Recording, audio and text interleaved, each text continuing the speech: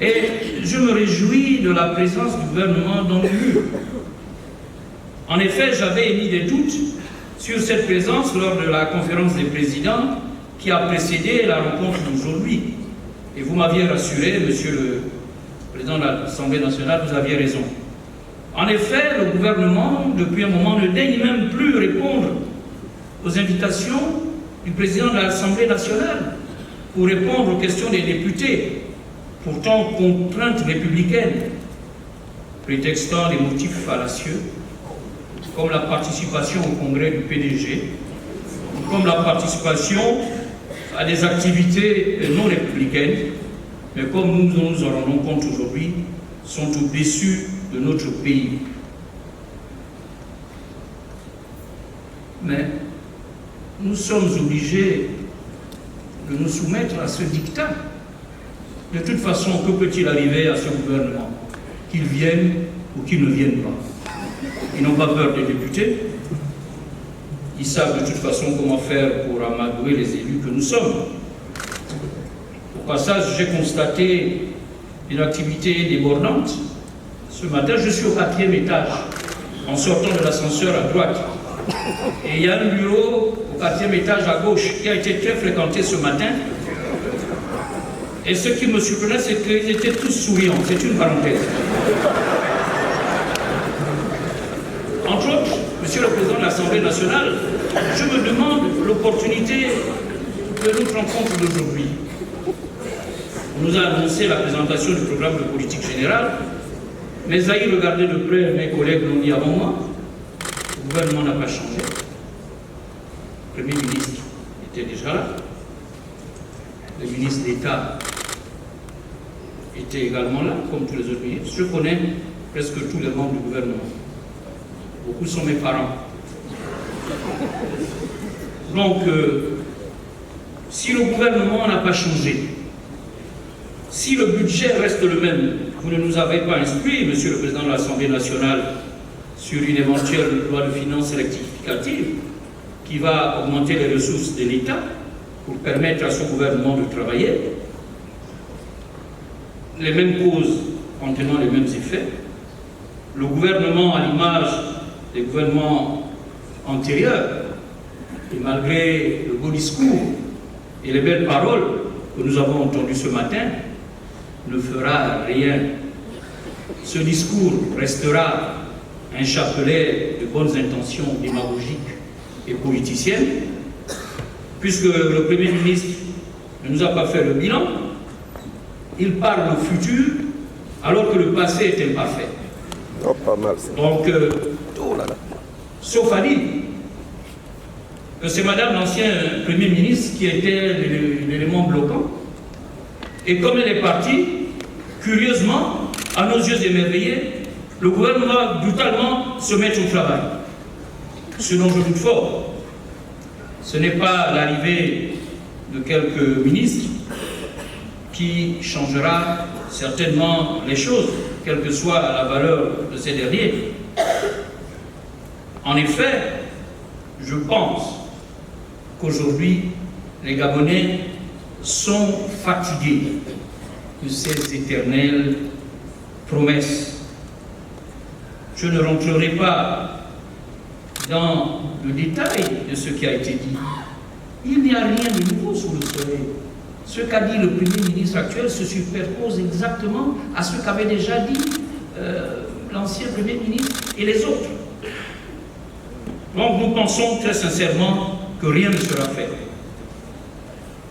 Monsieur le Premier ministre, je ne me risquerai pas à la tentation de vous féliciter. Et vous comprendrez aisément que je n'argumenterai pas vos discours point par point, car je l'ai découvert ici et maintenant. Mais nous parlerons de toutes petites choses, notamment sur le plan économique. Comment peut-on travailler, développer le pays si nous n'avons pas un budget conséquent à titre d'investissement? L'investissement public est faible. Or, c'est cet investissement public qui fait le développement. Notre budget avoisine les 3 600 milliards. Il n'y a que 300 milliards, près de 10% d'investissement. Les économistes sont là, je vois les gens aller. Que pouvons-nous faire avec ça? Pensez-vous que nous pouvons développer notre pays avec un budget seulement de 10% à l'investissement? Je ne parlerai pas de la dette et des autres secteurs. Mais je pense que le Gabon est un pays qui jette son argent par la fenêtre.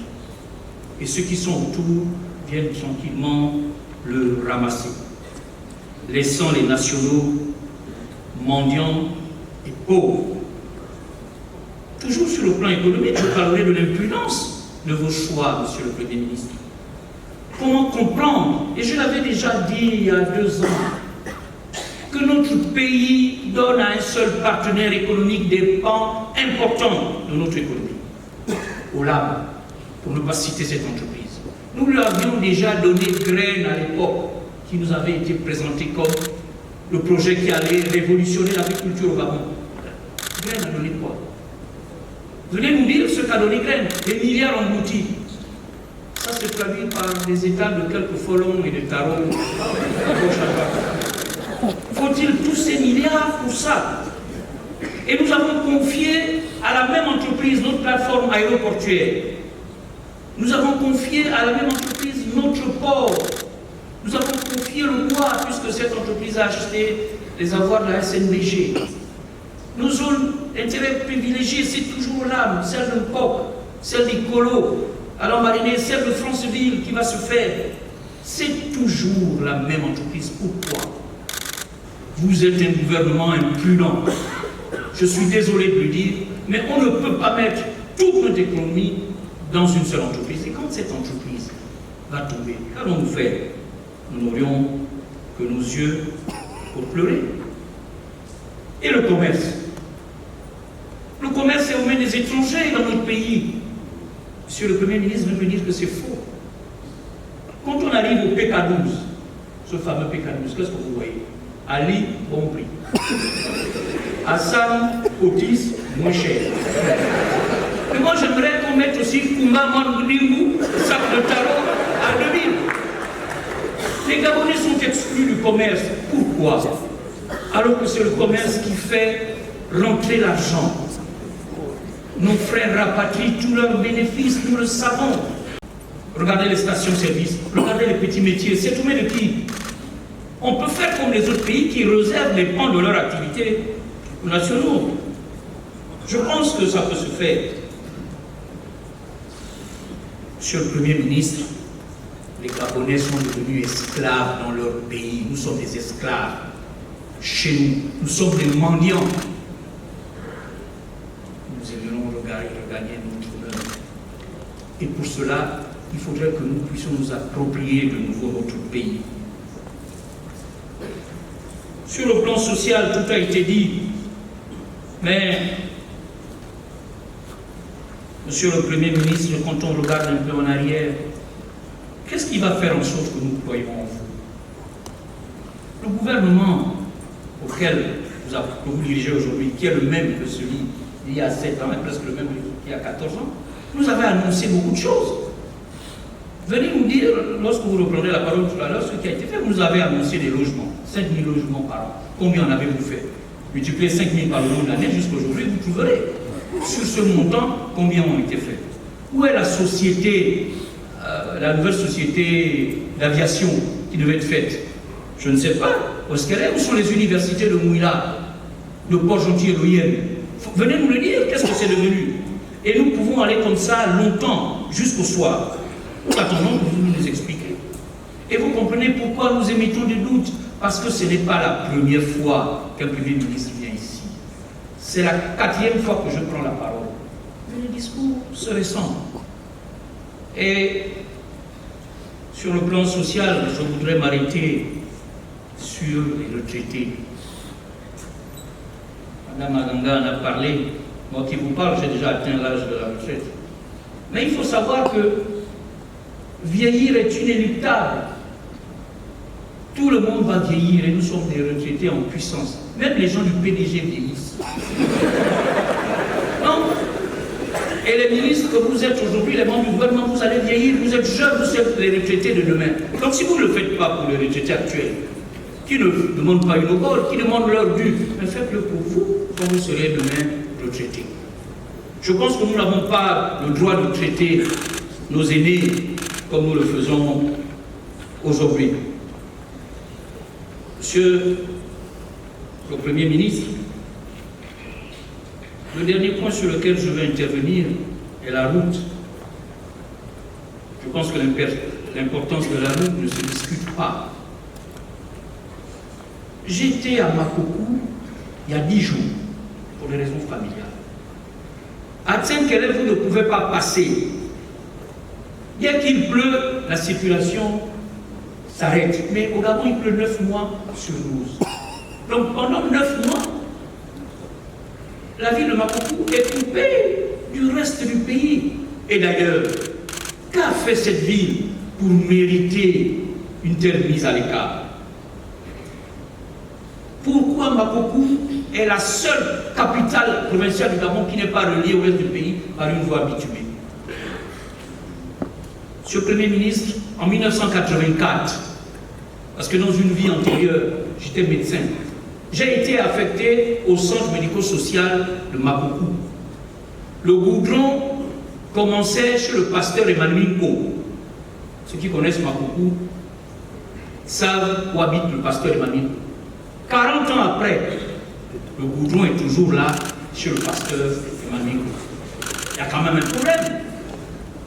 Et j'ai habité, lors de mon séjour à un hôtel, je ne vous donnerai pas le nom de cet hôtel, parce que le propriétaire va être mis en difficulté, puisqu'on va lui dire qu'elle héberge des opposants. Mais j'avais payé ma chambre, et elle ne savait pas que c'était moi.